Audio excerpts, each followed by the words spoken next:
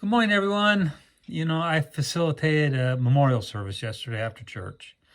As often the case, I read the 23rd Psalm. I just love this psalm, and I would like to share some thoughts on this for the next few devotions. King David wrote this, and man, he had lived a full life. He went from being a shepherd boy to killing Goliath, then became the king of Israel. But he suffered some setbacks brought on when he listened to his own counsel. Man, his family was a mess. He lost a baby shortly after he was born. He was ran out of the palace by his own son who wanted to kill him and take the throne. I mean, it would make an episode of Jerry Springer look tame. David experienced life at its fullest and at its lowest. But through it all, he cries out, "The Lord is my shepherd." Guys, we all long for rest, for peace. And that rest we long for is not going to be found in the next vacation, nor in the next binge-watching session of Netflix on the couch. Even if there's mint chip ice cream involved, this is not true rest, the rest our hearts long for.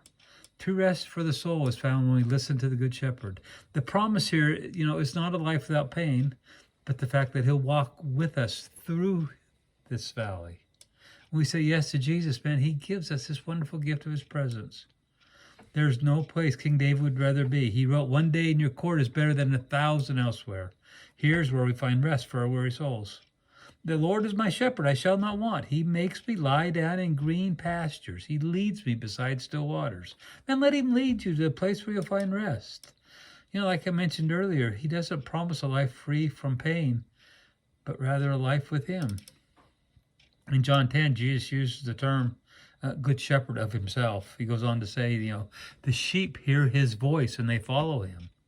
That's pretty cool. We have all sorts of names for God. In the Old Testament especially, they were a reflection of his power, his might, his sovereignty, his justice. But here we see God called the shepherd, or the good shepherd. And Jesus says the shepherd, the good shepherd, lays down his life for the sheep. Pretty cool when you think about it. The Alpha and Omega, the great I am, the creator of heaven and earth. Everything we'll ever experience, he created. And yet he came down to earth to be our shepherd, to care for us, to look after us, to keep us safe, and lead us home. Man, we listen to all sorts of voices. That Lauren Daigle song that we sing, You Say, starts out, "I keep fighting voices in my mind that say I'm not enough." We listen to our mind. We play in our head this never-ending loop. The world has fed us. You're fat, you're ugly, you'll never make it. We listen to the world. We think we'll have rest if we just get more. Bigger house, nicer car, better vacation. I got to tell you, that last one's a lie for sure. We had the vacation of a lifetime this year, but there was no rest happening anywhere along that trip. But all these voices that tell us where we'll find rest. This is where we'll find peace. But the only place it's going to happen, the only way it's going to happen is when we plug our ears to the many voices that are vying for our attention and listen to the voice of the Good Shepherd and follow him. He makes us lie down in green pastures and leads us beside still waters. The idea here is he's leading us out of the desert, out of the dry, parched land, the barren wasteland, where there's no rest, there's no peace there. Do you notice these places are plural, though? Green pastures, plural, and still waters. So this is not a one and done kind of thing. It's an ongoing thing, like every afternoon. He'll lead us down to the green pasture. And we just hang with Jesus.